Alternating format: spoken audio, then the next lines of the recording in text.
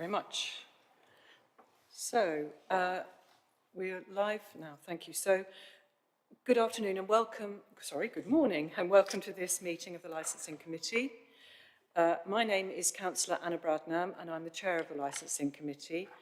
We've just got a few housekeeping points. Whether you're present in the chamber or taking part virtually, please make sure that you do not switch your microphone on unless you're invited to speak. Those who are participating virtually should, if possible, use a headset microphone. Please, would those who are attending virtually indicate a wish to speak by use of chat in the Teams meeting? Those present in the council chamber, please could you indicate your wish to speak by raising your hand, and I'll ask my Vice Chair to keep a note of speakers virtually. This meeting is being webcast live and a recording will be available after the meeting. By being present or contributing to the meeting, participants agree to their images and voices being broadcast and used for training purposes. And attendees may also make their own audio and video recordings so long as they do not interfere with the meeting. Please turn off mobile phones. Sorry. And just pause while I do that. Sorry, folks.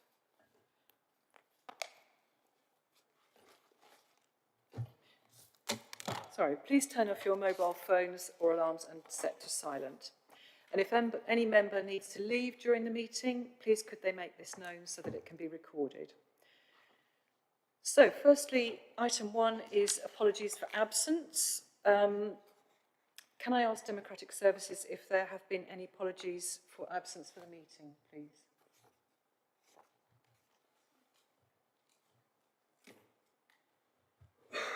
Yes, we have apologies from Councillor Mark Howell, Councillor Graham Cone, Councillor Michael Atkins, Councillor Stephen Drew and Councillor Carla Hoffman. Atkins, Drew, Hoffman. Thank you, just one moment. Thank you. Councillor Hales? And I believe Councillor Sally-Ann Hart is also offered it. She's done work today. Okay, thank you very much, Councillor Hales. So that's Councillor Sally-Ann Hart as well. Thank you very much. So can I confirm that the meeting is quorate? Thank you very much. So we also have present, I think, the lead member cabinet for environmental services and licensing, do we? Councillor Brian Mills? He's not attending. Okay, sorry. He's currently online. No, okay, sorry. So the second item is declarations of interest. Do any committee members have any interests that they would like to declare in relation to items on the agenda? I can't see any. Right, okay. Can I confirm we don't have anybody taking part online? Ah, yes, that's right, because it's my Vice Chair. Sorry, can I ask my Vice Chair to introduce herself, please? My name is Anna Crosbourne. I'm the Vice Chair for Licensing and the member for Condom. Very much. So, first item of substantive is the minutes of the last meeting of the Licensing Committee, which was held on Wednesday, the 23rd of February. And I just wanted to ask, are members happy to approve the minutes of that previous meeting? Or are there any matters of accuracy that members would like to raise? And I think that's going to fall to the few of us who were members at that time, which is, I'm happy with the minutes. You're happy with them. Thank you, Councillor Hales. That's great. So I'll approve those. So moving on to item 4, which is review of the Hackney Carriage and private hire policy. This is the third review of the taxi policy following the Licensing Committee in September and another in November 2021, where we agreed that a workshop should be arranged to enable members to discuss the proposed amendments to mandating of CCTV in all licensed vehicles. We also considered age limits and emission standards for licensed vehicles, as we have previously agreed provisional measures until December 2023. We had a workshop in October this year, and the agreed recommendations can be found at Appendix B on page 13. As members spent considerable time in discussions of those proposals, I'm hoping that the recommendations can be approved. Obviously, we'll welcome discussion. So, could I ask the Rachel Jackson, who is the the lead officer for licensing, to present the report. Thank you. Thank you, Chair. The committee is asked to consider revisions to the policy following the licensing committees in September and November last year. The first aspect relates to the mandating of CCTV in all licensed vehicles.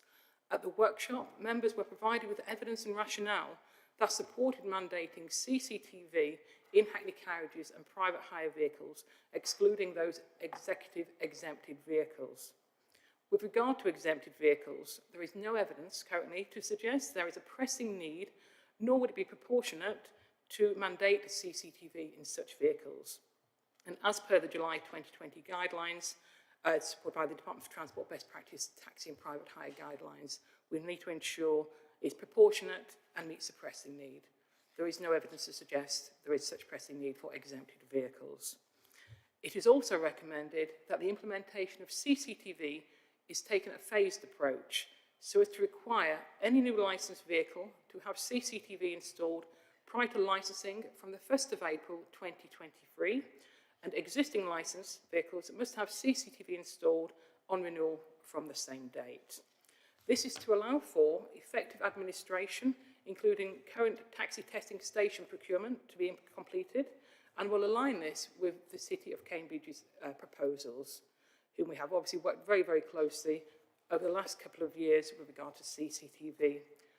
That concludes my introduction to the first part, because I think it's right and proper that members discuss the initial recommendations for CCTV before we move on to the next recommendations, Chair. Thank you. Thank you, Ms Jackson. I'm very happy that we do it in that way. So,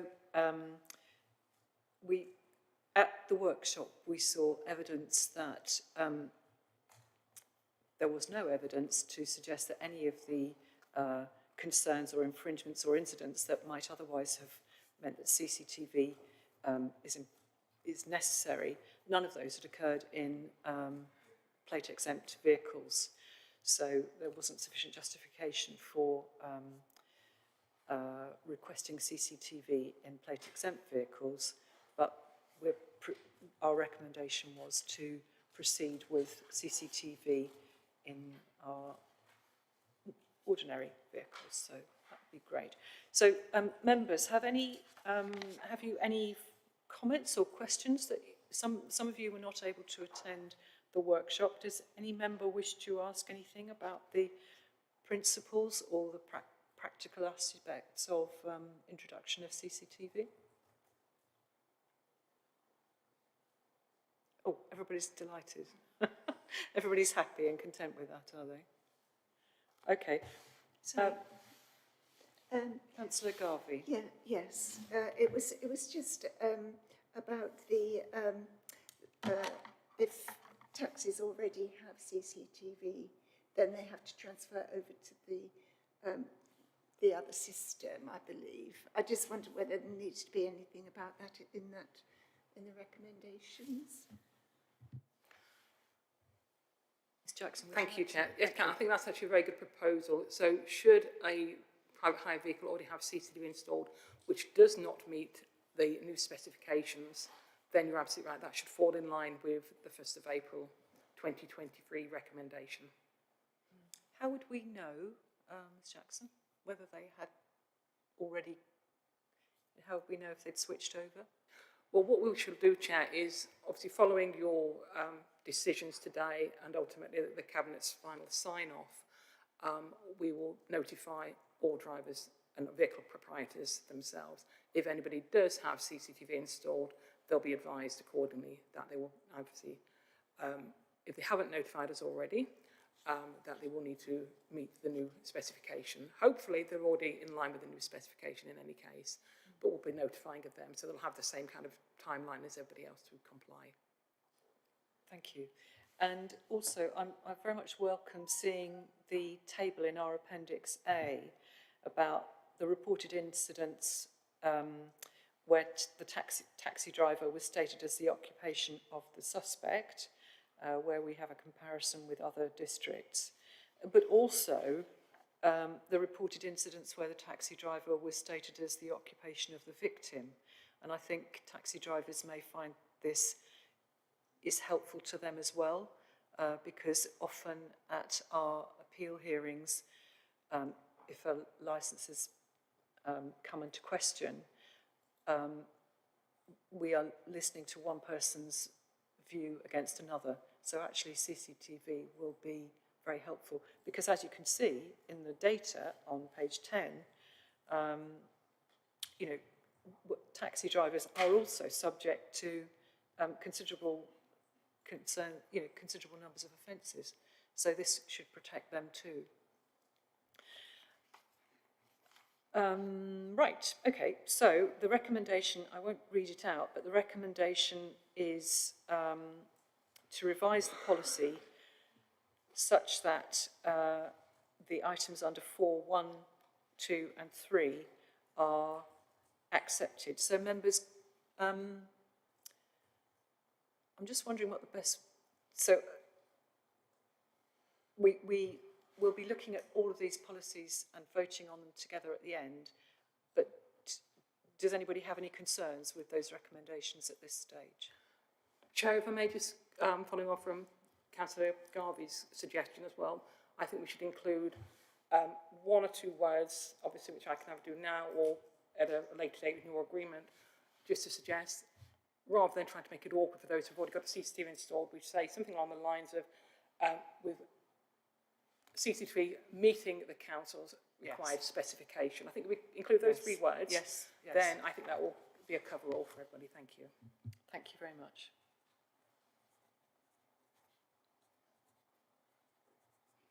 Thank you very much. Okay, so let's move on then. So, Ms Jackson, would you like to take us through the next part, which relates to emissions? Thank you, Chair. Yes, so the second aspect relates to age limits and vehicle emission standards. The proposals, again, are detailed within Appendix B, following the workshop. Members agreed that removing the arbitrary age limit would support the new draft practice guidelines that were consulted upon in the summer and encourage a greener fleet, as drivers currently are using a Euro 5 engine and they'd be more likely or able to replace their vehicles with a less harmful Euro 6 engine in a more timely manner. In addition, this would support officers and the policy, as there have been successful challenges to officers refusing to grant a vehicle over 4 years of age, subsequently going to the licensing panel and for that decision to be overturned. It was agreed at the workshop, Chair, that from the 1st of December 2023, a new licence will only be granted or renewed if it is Euro 6 compliant or zero or ultra-low emission category. It was further agreed that by no later than the 1st of December 2028, all licensed private hire and Hackney carriage vehicles must be zero or ultra-low emission to coincide with the restrictions for Cambridge city centre access. Thank you, Chair. Thank you very much, Ms Jackson. Okay, so I just have one question. Earlier in the recommendation, so this is looking at the considerations about the Euro 5, and I just wanted to be reminded, this is on page 17 of our agenda paper under point 4, Euro 5. It reminds us that the current policy allows for the renewal of Euro 5 vehicles potentially until August 2024, and that the 9-year age limit for renewals will take effect in December 2023. I think that means that will that start in 2023, or will that have the effect of ending in 2023? And I thought we had decided that the age of vehicles doesn't inherently matter as long as it's meeting the emissions data. I feel a question from, or a clarification from Councillor Harvey. But I think that's because we wanted to phase out the Euro 5s, wasn't it? You're absolutely right, yes, and that just relates to the current existing policy. So this would curb back and certainly would encourage drivers who have so far, quite simply within economic climate, not been able to afford to purchase a 4-year-old Euro 6, but might be comfortably able to afford or more comfortably able to afford a 5 or 6-year-old Euro 6, thereby removing sooner rather than later the Euro 5 engines. Great, thank you. And also, I just wanted to point out that on page 15, I'm sorry, I meant to say this to you before, that the meeting at the City Council's licensing committee, in the block of text immediately after point little 3, Roman 3, the City's licensing committee was on the 12th of September 2022, not 2002. Right. Members, any questions, any considerations, any thoughts, comments? Oh, okay. So we're, yes. I guess I'm trying to get my head around all of this and compare it with the Cambridge City one. And I was just looking at it again and noticed that the Cambridge City one has new vehicle licences for ultra low or zero emission, or right now, or until June 2024, standard hybrid vehicles. So does that mean ours will be more relaxed than the Cambridge City? So might that encourage more people to licence their vehicle through the district council rather than the city council? Thank you. I know we didn't want to set up an uneven system. Ms Jackson, can you help on that, please? It certainly, as we mentioned at the workshop, Councillor, it will be a different, we're not like for like currently. We haven't been on this for a while. So it will be a difference. We will be, obviously, we have taken into account, sorry, we, meaning your committee at the workshop, have taken into account the proposed recommendations from the Department for Transport Guidance, so which is consulted upon, and the expectation from leading kind of consultees I've been discussing this with. It's very, very likely that this will be kind of mandated in any case, the removal of the arbitrary age limits. So a city just have not taken that into account at this stage. So we've kind of further advanced in that by taking into account the anticipated changes with the guidance. So you're right, we are different. There is a suggestion, so you might say we are more flexible, but by that we are then ensuring that our fleet is encouraged to become greener quicker. So not having the older vehicles on the road. Thank you, Ms Jackson. And did I also understand that the city were going to review that policy? That is correct. I think it was June next year. Okay. Does that answer your question, or are you still concerned that we might get an avalanche of drivers leaving the city and joining us? I guess I wasn't sure if your answer addressed the emissions part of the question, rather than, I think perhaps it focused more on the age limits, because I think ours is Euro 6 and ultra low emissions and zero emissions from December 23, whereas theirs seems to be just ultra low emissions or zero emissions and standard hybrid from 2020, from sort of now, and then just the ultra low zero emissions from June 2024. Yep. Sorry, Lisa, Councillor Redrop, I'm struggling to hear you. Oh, right, sorry. And I think it's possibly because Ms Jackson still has her microphone on. Sorry, could you summarise a bit what you were asking, if you wouldn't mind?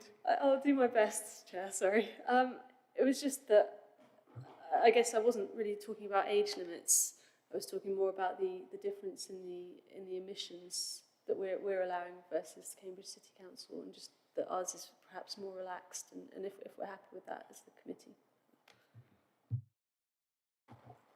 Ms Jackson, do you want to comment on that? Yes, thank you, Chair. We have, the approach would be more relaxed than that from City, definitely, because we are saying Euro 6 with the ultimate aim to remove our Euro 5 fleet as soon as possible.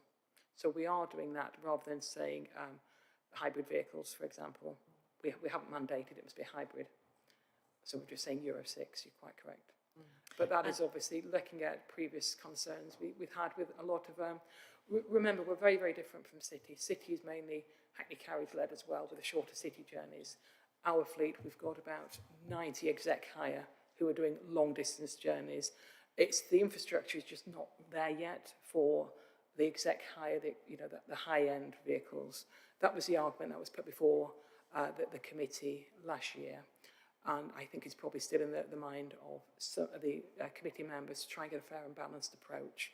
But we are very different. So we do try and work with City like for like as much as possible, but we're actually, with respect, very, very different from the makeup of our fleet and our trade compared to the city centre. For example, we don't have any Hackney Carriage ranks.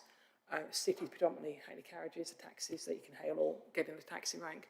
We have about 4 Hackney Carriages. So that's the difference, and about 900 private hire. So it's a huge, it's hard to compare like for like when we're very, very different, although we're very, very close in proximity. Thank you, Ms. Jackson. Yes, that's right. We have to bear in mind that many of our drivers go very long distances, and whereas a lot of the taxis and private hire, Hackney Carriage and private hire in the city are working, broadly speaking, within the city and just going out in a very small area. So that's really important. And also, we are... Councillor Garvey, do you want to turn your microphone off for a moment? Thank you. We're mindful that we want to make it possible for people to switch to vehicles that are viable for them financially, but also are going to gradually shift us into a cleaner system. Councillor Harvey, you asked to speak. Oh, yes, thank you, Chair. Well, I'm just trying to recall the workshop, but I suppose effectively we are sort of taking on board the taxi trade's argument that, for example, I think the example was trips to Liverpool and back, which I think modern electric vehicles could do that trip, but it would require recharging en route. So I suppose two issues really. I think for that kind of trade, we need to start educating the clientele a bit, I suppose, simply because they really have to start to expect that there will be short stops along, we'll go and have a coffee while the car recharges a bit. But I mean, it does create, I think we want to avoid the fact that it's a kind of like a, want of a better phrase, sort of divide to conquer sort of approach from the taxi trade towards City and South Cambs licensing. I think it's really important that we have the maximum sort of dialogue, both at officer level and politically with our city colleagues. Is it not? Because I think there is a danger here that if we're not coordinated, and I think it's obviously the place where we are coordinated is the 2028 deadline to be 100% EV or ULEV. But I do think if it turns out to be the case that our decision today has a sort of major impact on City, then I hope their officers will contact our officers and we'll be able to make adjustments as needed, either in our policy or City's policy, because I don't think it's really our intention to undermine what City are doing, and I think it's important that we are coordinated. So I don't know whether we should insert something to say that the committee, if the committee agrees, sort of underlines the importance of maintaining a sort of coordination in policy with City. Thank you, Councillor Harvey. I'm mindful about that too. And in fact, in the past, we've had joint workshops with South Cambs officers and City officers at the same time. So that's been very helpful. But interesting point you make about members as well. We can look at that. The other thing I'm noting is that we've embedded in these recommendations that we're prepared to review before the December 2028 date if we need to. And the other point, which Councillor Redrup raised was about hybrids, and I think we recognise that at core you have to take the worst emissions of a hybrid rather than the electric emissions of a hybrid. So that's why we're making the recommendations as we have. Yes, so Councillor Hales. Over to you. Thank you, Chair. Just a quick question for Ms Jackson. Given the differences between the two policies between the city and us, is there any likelihood, both now and potentially in the future, that drivers registered in South Cambs and driving, for want of a better choice of words, the lesser eco vehicle would be penalised or restricted from entering the city?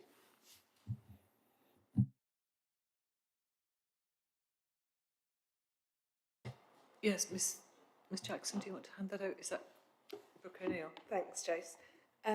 So Cambridge City are actually in consultation at the moment for the sustainable travel zone. So if you don't have an ultra low emission vehicle, or it's not wheelchair accessible, or no emissions, you won't be able to get into the city centre without paying a fee. So yeah, that will be the same for all South Cambs drivers who don't have that vehicle. Does that answer? Could you turn your... May I come Councillor back? Hales, do you want to come back? That presents us with a problem then, a monumental problem. So it goes back to what was being said by yourself, Chair, and Councillor Redrup and Councillor Harvey with regards to the levelling up. If essentially, if there's going to be there'll be a charge, won't there, with the zone? Yes, so when I went to Cambridge City last week, they introduced the £5 charge. Obviously, this is just a consultation at the moment, and that will be charged per day for any vehicle entering the city centre that isn't electric. So would that be a one-off charge? Yes, per day. So not every time you enter the city. Yeah, I was going to say. That would be per day. It is if you drive in the city per day.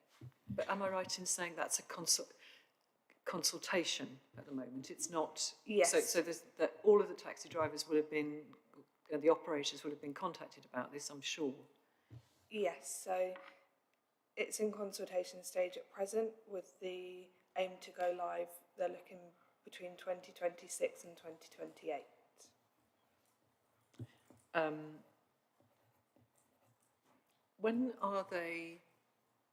When does the consultation close? End of October. And has that been opened up to all operators? In other words, operators in South Cambs too? Yes, so it has been sent to, I believe, nearly every single person also living in the city centre too, because it will affect them. So would it be wise for us to ask to see the results of that consultation? Yes, so they're actually sending me the consultation once it ends, so I can share that with you. So if there's a huge uproar from the taxi drivers and operators, we can at least consider our policy again if we need to. Yes. Okay. Are we all happy on that, or Councillor Hales? I suppose the question through you, Chair, to Ms Jackson again is this, for a decision today, is this jumping the gun until we have the results from, as you rightly say, Chair, with regards to the consultation? There may be some pertinent data within that would affect our decision. So rather than make a decision today and then have to overturn it, which in actual fact, can we, in a time period? There are certain timings to making a decision. So my gut is telling me that we may need to defer this particular part of this paper until we have the results from the consultation. Thank you, Councillor Hales. Just thinking, just let me pause a moment while I do a think.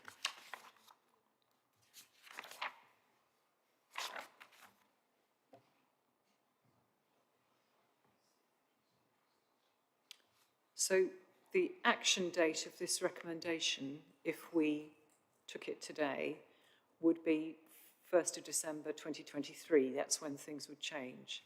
So effectively, we've got a year before this would take effect.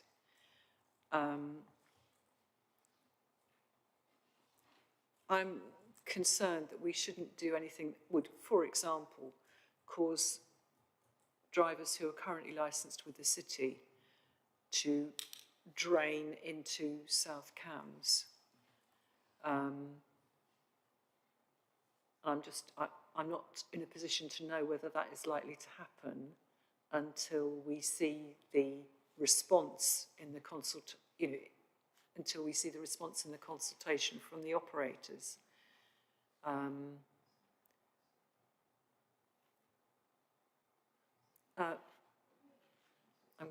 I'm going to ask Ms. Jackson if you can comment on that as whether we should hold this element of the recommendation and wait until after we've got the results of the consultation. Thank you, Chair. I just had a chat with Brooke about that, and it confirmed that this, when we looked at in the workshop, we referred to the ultra-low and zero-emission zone for city. That is a sustainable travel zone, so it is the same. It's all one policy document. And pretty similar, just thinking of when the congestion charging was happening in London, we had fleets of private hire vehicles who were going in, and they did have to, by choice, either accept that they change their vehicle to be zero and therefore not paying the congestion charges, or relocate their business, or just refuse to take journeys in the city of London. So that was their kind of choice. So I don't believe there is a need to actually defer this decision, purely because if it transpires that in the sustainable travel zone is brought forward, we're saying to 2028 at the minute, we'd obviously have to come back to your committee and say by 2026. But looking at how processes have gone so slowly with regard to future policies, I'd be more minded, I feel, in the benefit of existing impact and benefit for our trade now, that you agree this with obviously the caveat, as you've rightly said, Chair, to bring this in for review at any time. And if that will mean bringing forward by 2 years the proposal that I think is ULEV, then that is fine. But I think we are, by not doing anything now, I think we are causing a damaging impact for the trade, and also we're still in the same position with the Euro 5, so we're not encouraging that aspect. You may well think, or may well be a sensible proposal, I think, from what Councillor Hales was suggesting, by no later than the 1st of December, we've already got in there, by no later than the 1st of December 2028. You may well wish to have a caveat at the date determined by the sustainable travel zone, because at the minute we sound like giving a bit of flexibility. Could we add in a caveat in that same sentence where the ending is the 1st of December 2028? Could we not add in a phrase saying something like taking account of any change in any introduction of a sustainable travel zone in Cambridge City? So that would give us the prompt that might trigger us to wish to review it. Would that be sensible? Or we could just leave it open, because there might be all sorts of other things that might make us want to review prior to that final date. We could put something along the lines of, as you say, this policy will be reviewed following any impact of the Sustainable Travel Zone review. So that covers any decisions we make today, because that may well say in there, I'm just trying to give you an example of what it may say, but rather than trying to dig myself into a hole, I shan't go any further. But I think that would be a good caveat as a protection for this policy. So that would be, remind me, where are we? Which is the wording that we're changing? It's it would be the end of the proposals. We do actually say this aspect will be kept under review and may be modified by the authority at a prior date. We've already got that in there, as a caveat Yes, within yes, the we've already, proposals. yes. So, So, sorry, we're looking at the recommendation on page 19, the proposal, is that the proposal that is wording? correct, Chair, yes. Yeah. Yes. So it would be in this last sentence where it says this aspect will be kept under review and may be modified by the authority at a prior date. And maybe we add in something like taking into account if the city introduces, sorry, I hate producing wording on the hoof. Councillor Harvey's got a suggestion. Thank you, Chair. Yes, I was just, would have raised this anyway, but slightly concerned or perhaps wanting to have a little bit of a debate here. This aspect will be kept under review. I hope that the trade doesn't regard that as an invitation to roll back further the date by which we have uniquely or only EV and ULEV vehicles. And I don't know whether that we need some extra words. And obviously, I suppose you could argue we don't want to sort of box ourselves into a corner where, say, there's another pandemic or another kind of, you know, let's hope these awful events do come to an end, whereby it just seems to me 2028 is such a long time away that, and we surely must expect by that time that some of the problems with charging infrastructure and availability of second-hand electric vehicles, surely by that time, at least there's enough of these things around to at least have our taxes as environmentally efficient and pollution-free as possible, such that I think that the chances of having to again accept lobbying from the taxi trade in 2028 to say, oh, it's still too early for us, can we have diesels for another 4 years or whatever it is, that seems so improbable that it would be reasonable to kind of bias that sentence a bit more to make it clear that the only way we're going to review it is actually to bring that date forward and not invite them to push it back even further. I agree. So it does say in the paragraph above, by no later than 1st of December. But I take your point. Actually, the more we talk about it, the more I think I'd rather leave it as it is, because then it gives us the opportunity to modify it for any reason that we think. It might be that we suddenly have a mass exodus of drivers from the city to us. That wouldn't be appropriate. It might be that suddenly government policy changes and makes us feel that we can do this sooner. We've already said it's no later than 1st of December 2028.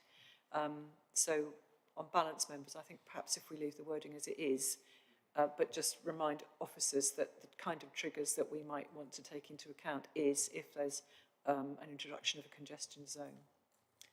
Are we happy with that? And I'm mindful that Councillor Bhattacharya would like to ask a question. Is that okay so far?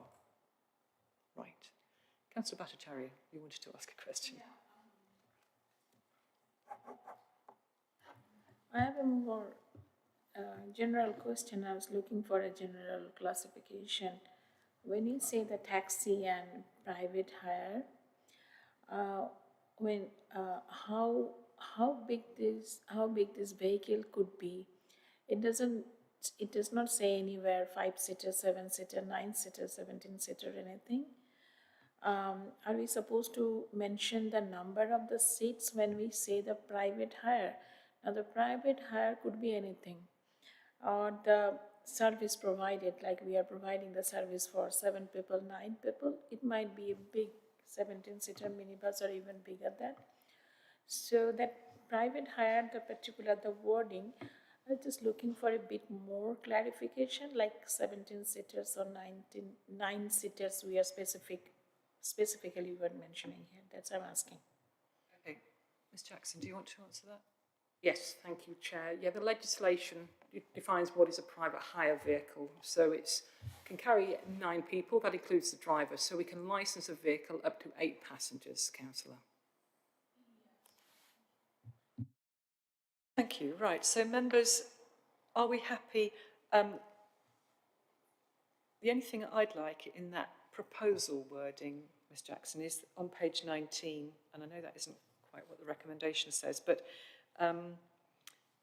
is under so the first section is about a new licence will be granted for a vehicle if it is, and then a licence will be renewed let me start again. In the section until 1st of December 2023, we cover the circumstance where it's a new licence or a licence to be renewed. Under the next section, we're talking about from 1st of December 2023. Could we add in the word a new licence? It just says a licence will only be granted. Just to clarify that they're the parallel comparisons. So in principle, we are happy with that then, members, as it stands, and we'll let our officers react to triggers, and if we need to review this,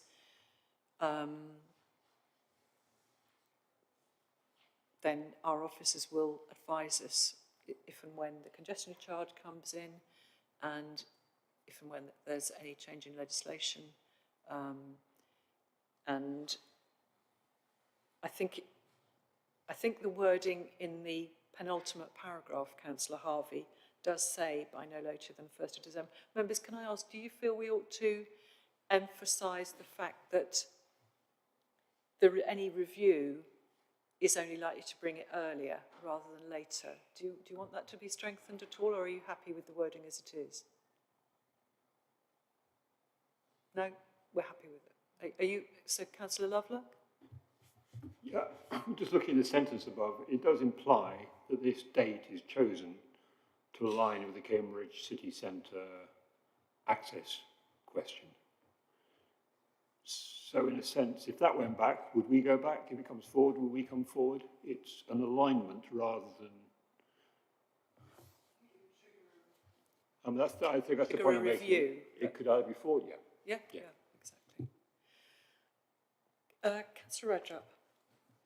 So to me, that sentence, this aspect will be kept under review, sort of looks like I'm finding it difficult to hear, and if anybody listens online, they might. If you could just bring your microphone a bit closer to you. Yeah, of course. Thank you. Is that better, Chair? That's better, thanks. Okay, so I was just trying to say that I just wanted to clarify which part of the clauses that this aspect will be kept under review relates to, because to me it sort of looks like it's the whole of section 5, not just, it's confusingly 5 underneath it as well, but not just the one about coinciding with the Cambridge City access and the low and zero emissions.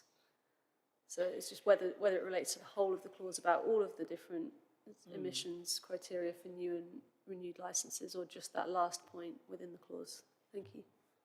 Thank you.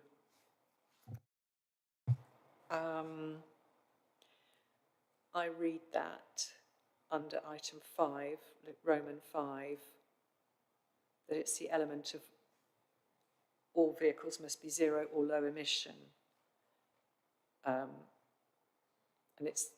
that's to coincide. I'm just wondering, I see what it is. This aspect will be kept under review is also part of the recommendations, but it's not numbered. But it will be embedded in if we approve it, that will be embedded in the decision. So,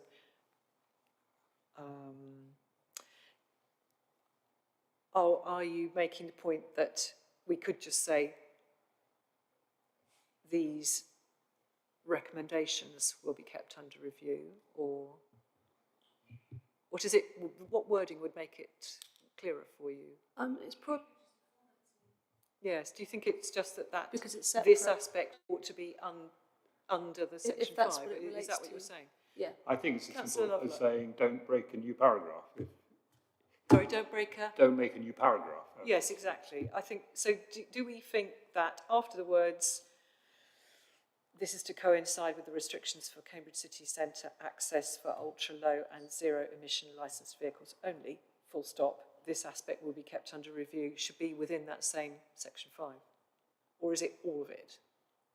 I'm not sure. Chair, just to confirm, it is just for that part from December 2020. And what will be clear, you're quite right, it is quite, when I put it in this kind of format, But when you see it in actual policy, it'll be quite clear that relates only to, as a member's wish, the 2028 changes. So it will be a lot clearer, I promise you, when you see it in the policy itself.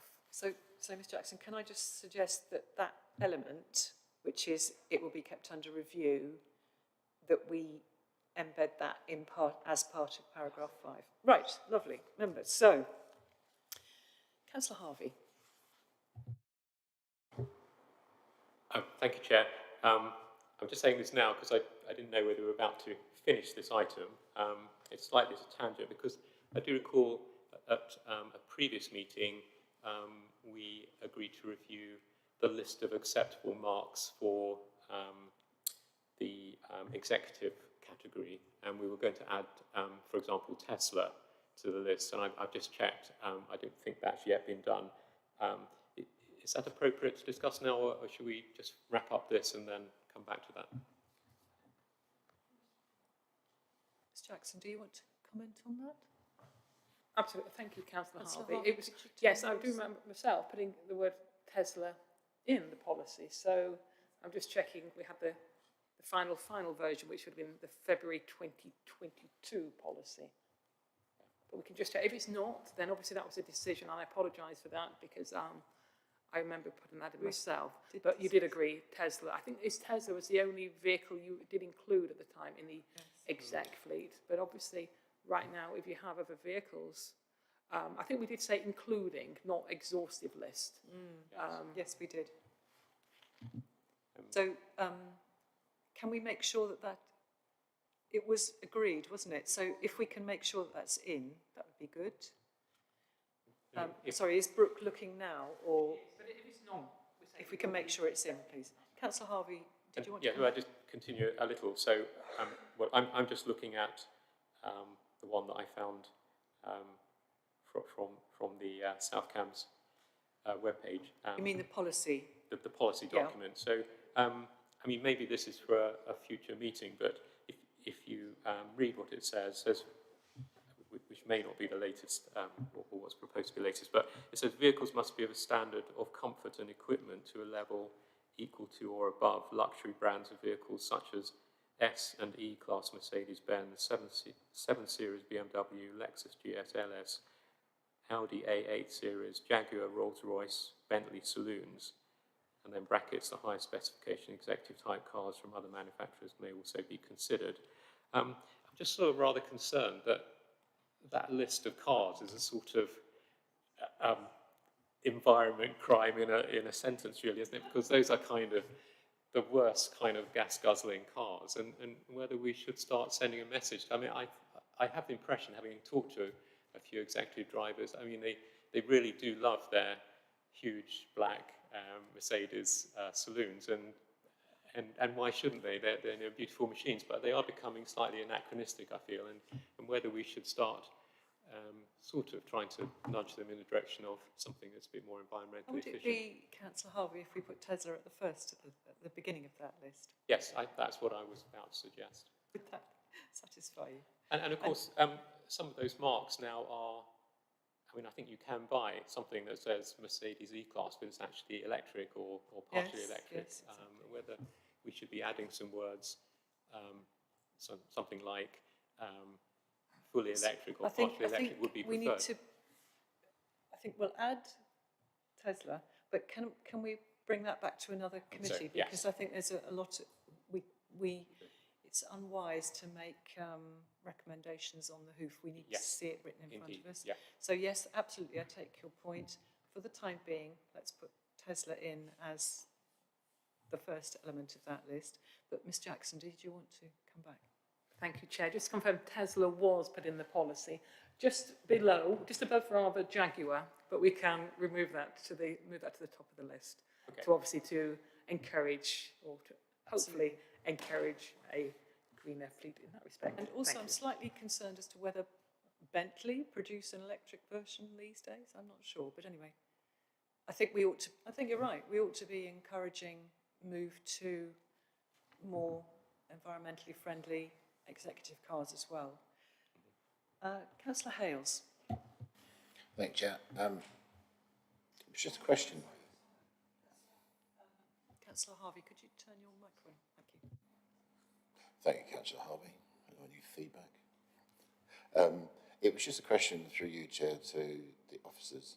I'm sure this is already taking place anyway, but since there are lots of dates with final kind of crossing the line procedures and policies that have to be implemented and cost to drivers, are we as an authority, and I hope City as well and what have you, reminding every single application for a licence that these dates are coming up like a steam train, so that all drivers and people making applications are fully aware of all of the changes afoot.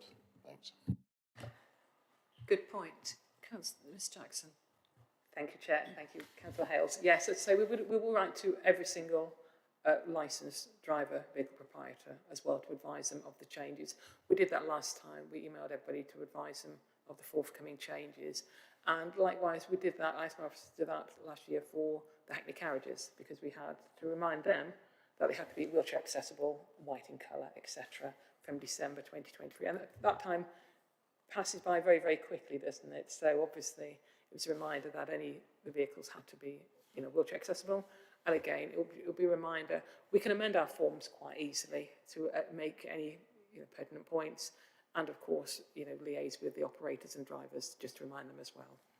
And our website, our website isn't the most user-friendly right now, but our website will be stressing those key dates as well. So 2 things there, thank you.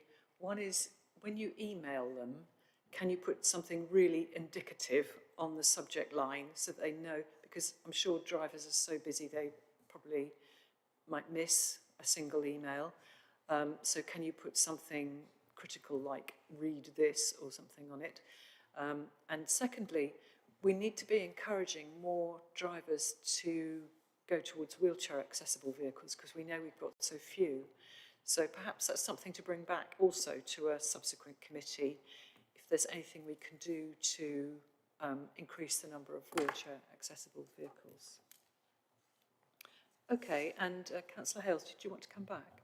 Yeah, if I may, Chair, just in reply to Ms Jackson's, website is an obvious thing, and I think it should be at the forefront, if I may be so bold, before you start looking at any other information.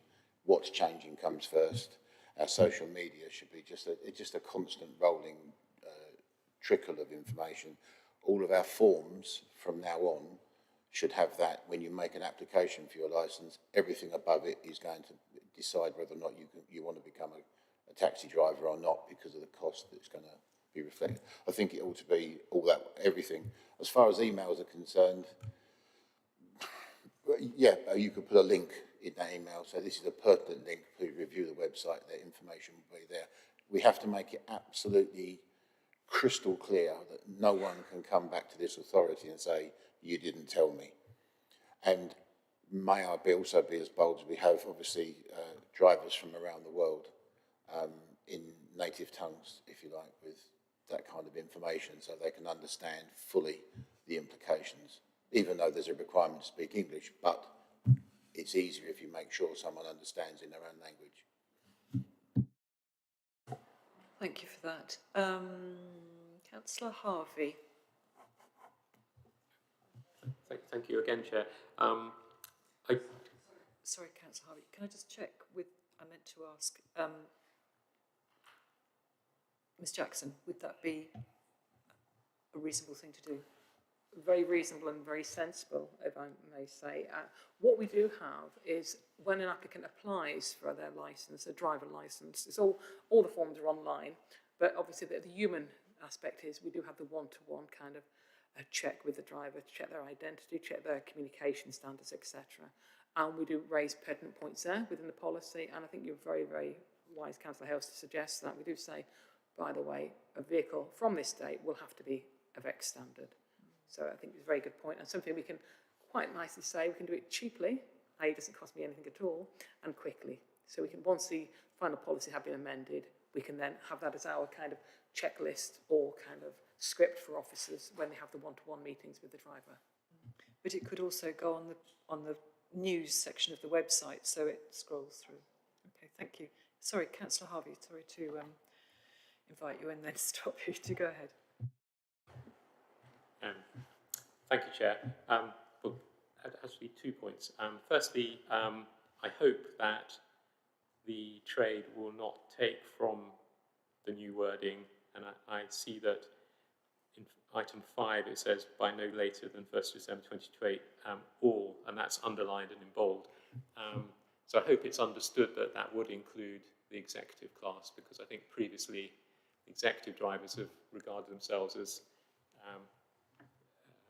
deserving of special consideration, which I think they are. But I mean, I think the intention is not to do other than insist on, all vehicles, whether executive class or standard. Is that the committee's intention?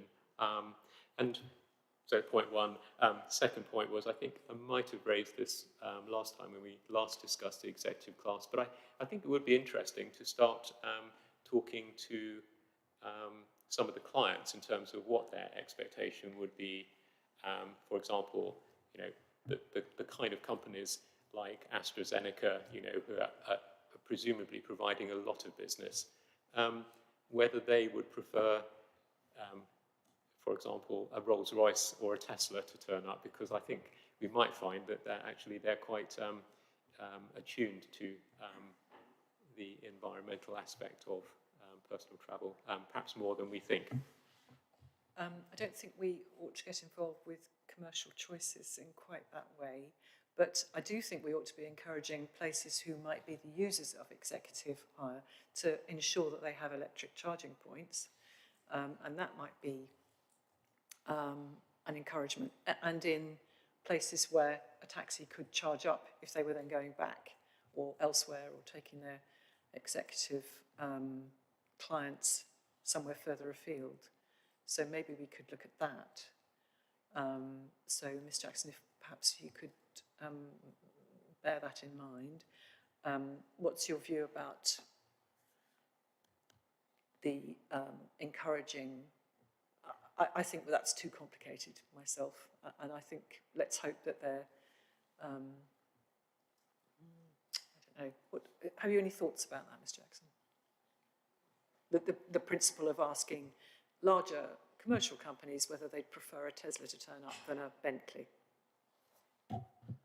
I think, again, Chair, you've mentioned the personal choice, the business choice, but I feel that our policy officer, who's obviously leading on the EV infrastructure, could certainly have that dialogue with the bigger organisations and encouraging them.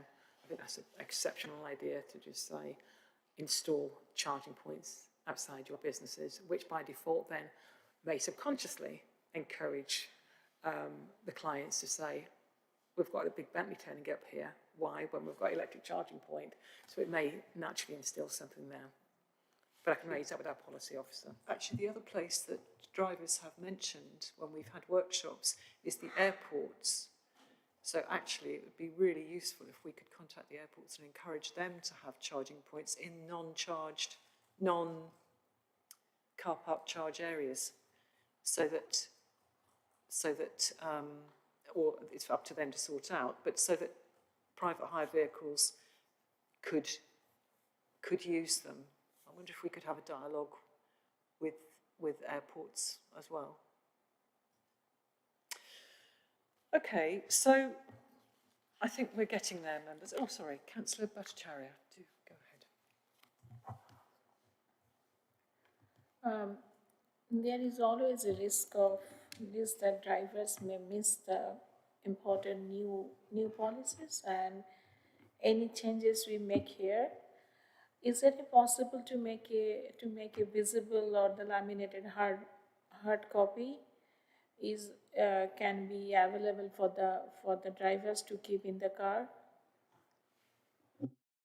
Sorry, so you're saying changes are difficult to spot in the policy. So I'm assuming that when we email them, they will be told what the changes are in summary. So they will have that communicated to them directly by the local authority under this email or headed changes. Do you need to read this? If they want to print it out, that's up to them. Yeah, I appreciate it. Just as you said in the email, like we will be sending them the email, but there is always a risk that reading and keeping them in mind and keeping on board everything.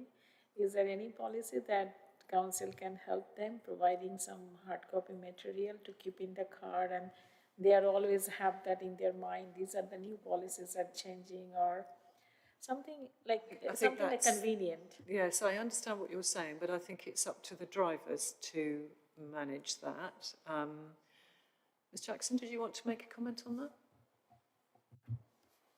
Thank you, Chair. Just trying to think of ways we could obviously communicate that. I say our application process, when somebody applies, they get an automatic reply to confirm receipt of their application.